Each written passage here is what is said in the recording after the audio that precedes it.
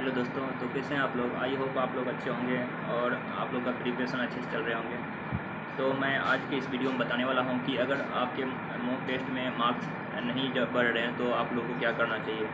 तो सबसे पहले मैं आप लोग को बता दूं, तो सबसे पहले आप लोग कमेंट कीजिएगा कि आपके कितने मार्क्स बन रहे हैं, अभी कितने आ रहे हैं मॉक टेस्ट में। अगर आपके मार्क्स 130 के आसपास आ रहे हैं तो अभी ठीक ठाक हैं और इम्प्रूव करने की ज़रूरत है। अगर इससे कम आ रहे हैं तो आप लोग को ज़्यादा मेहनत करने की ज़रूरत है, क्योंकि आपको पता है अगर प्री आप क्वालिफाई कर लेते हैं फिर भी मेंस में आप क्वालिफाई नहीं कर पाइएगा। कम से कम ये मत सोचिए चलिए कि प्री जो क्वालिफाई है इस पर डिपेंड करता है। अगर आप प्री अच्छा से मार्क्स लाएंगे तो मेंस में अच्छे से मार्क्स आएंगे, क्योंकि आपका स्किल और एक्यूरेसी दोनों प्री में ही बढ़ेंगे। इससे आपको मेंस में काफ़ी सहूलियत होगी। तो अभी तक आप लोग चैनल पर नए हैं तो सब्सक्राइब ज़रूर कर दीजिएगा, जिससे कि कोई भी हम वीडियो अपलोड करेंगे तो आप तक नोटिफिकेशन पहुंच जाए और आप लोग बेल आइकन को भी प्रेस कर लीजिएगा।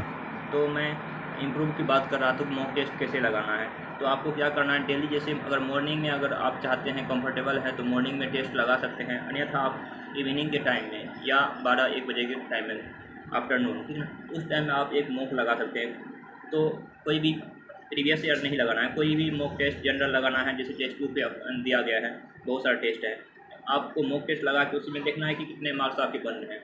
अगर आपके और इससे आपको पता चल जाएगा कि मेरा कौन सा पोर्शन वीक है।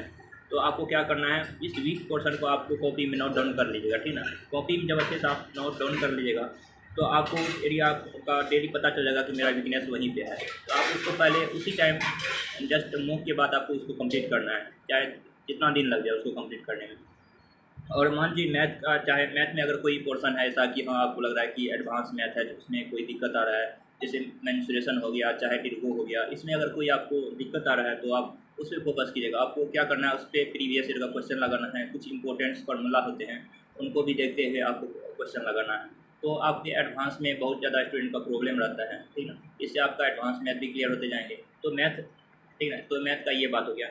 और जो बच्चा हिंदी मीडियम से रहता है उसको इंग्लिश में काफ़ी प्रॉब्लम होता है। तो हम भी हिंदी मीडियम से ही हैं, लेकिन बट उसको क्या करना है कि जैसे प्रीवियस ईयर उसमें जब मॉक टेस्ट लगाते हैं तो वहाँ पे हमको पता चल जाता है किस टाइप का क्वेश्चन पूछे जाते हैं, कितने वोकैब आते हैं, कितने रीडिंग कॉम्प्रिहेंशन आते हैं। और एक दो क्वेश्चन तो फिक्स रहते हैं वॉइस और नरेशन के, तो पहले उस पर कमांड करना है जो कि फिक्स्ड एक क्वेश्चन रहते ही हैं। और उसके बाद वोकैब की बात करें तो वोकैब तो बहुत सारा जैसे किरण की बुक में है वोकैब, पहले प्रीवियस ईयर कर लेना है। प्रीवियस ईयर वोकैब करने से क्या हो जाएगा, आपको कम से कम अभी कम से कम 100 वर्ड डेली याद करना है प्रीवियस ईयर से। अगर 100 वर्ड आप डेली याद करते हैं तो लगभग 1000 वर्ड के आसपास होंगे प्रीवियस ईयर के, तो आपको 10 दिन में ये कंप्लीट हो जाएंगे। प्रीवियस ईयर कंप्लीट करने के बाद आपको इसी को रिवाइज करना और कुछ नए वर्ड, लगभग 1000-2000 के आसपास नए वर्ड्स आपको लर्न कर लेने हैं।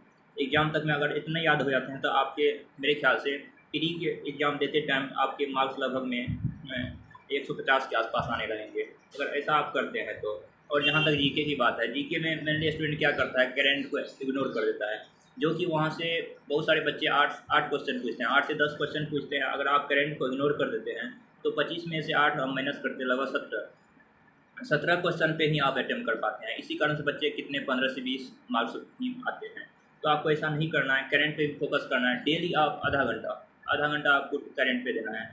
अगर आप वीडियो लेक्चर देखते हैं तो ठीक है, लेकिन हम मेरे ख्याल से वीडियो लेक्चर इतना सफिशिएंट नहीं है। वो हेडलाइन ही बताते हैं कि आज का ये न्यूज है कि मोदी यहाँ गए हैं, आज 5G नेटवर्क, इस तरह से कुछ हेडलाइन ही बताते हैं, लेकिन अंदर की बात नहीं बताते हैं। हाँ, कि उसमें कौन कौन शामिल थे, क्या क्या इस पर बहस किया गया है। तो इस तरह के बहुत सारे मुद्दा होते हैं, उस पर चर्चा नहीं करते हैं। तो आपको क्या करना है, करेंट्स कहीं से रीड करना है। वो कहाँ से आपको मिलेगा, अड्डा का 247 ऐप आता है जो कि हम फॉलो करते हैं। तो मेरे अभी तक करंट का जो भी एग्जाम हम दिए हैं, करंट का मेरा लगभग 102 मिस्टेक होता है, नहीं तो सब क्वेश्चन लगभग करंट का सही हो ही जाते हैं। तो अड्डा का 247 ये ऐप्स आप डाउनलोड करके करंट वाला सेक्शन में डेली एक पेज आता है, ठीक ना, उसको रीड करते जाइएगा, स्लाइड करते जाइएगा।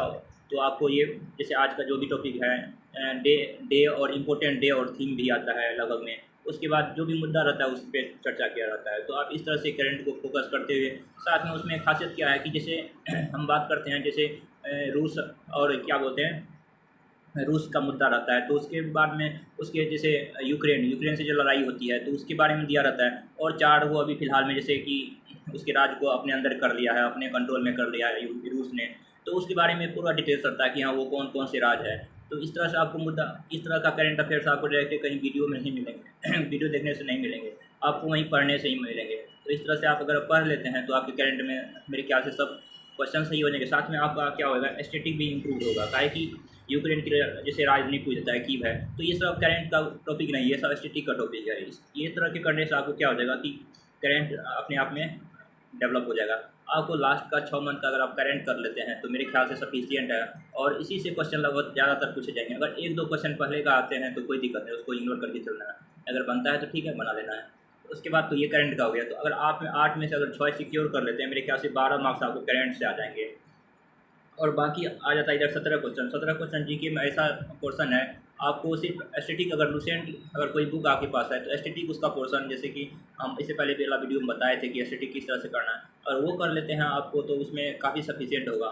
लेकिन अगर आपको जीके पहले से मजबूत है तो और अगर मजबूत करना है तो आप क्या कीजिएगा, सेपरेट बुक उठाना है। हिस्ट्री का कुछ एक कोई भी टॉप बुक हो वो हिस्ट्री का ही कंप्लीट होना चाहिए, उसमें कोई और भी पोर्सन शामिल नहीं होना चाहिए। तो हिस्ट्री का जैसे कि हम अभी जैसे कि एक उपकार का मेरे पास है, इसी को बार बार रीड करता हूँ, ये हिस्ट्री का बुक हो गया।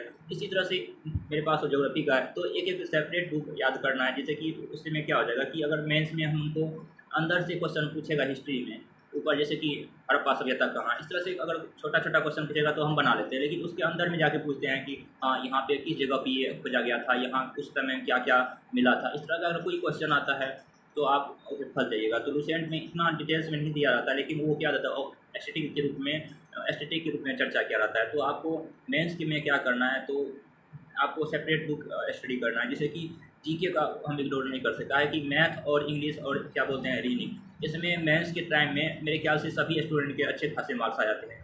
तो कंपटीशन कहाँ पे बनेगा, कंपटीशन बनेगा खास करके आपको जीके पे ही। जीके पोर्सन जिन स्टूडेंट का अच्छा हो जाएगा वही इस एग्ज़ाम को क्वालिफाई कर लेगा, और मेरे ख्याल से उसका रैंक भी अच्छा आ जाएगा। तो इस तरह से हम आज टॉपिक पे चर्चा किए हैं।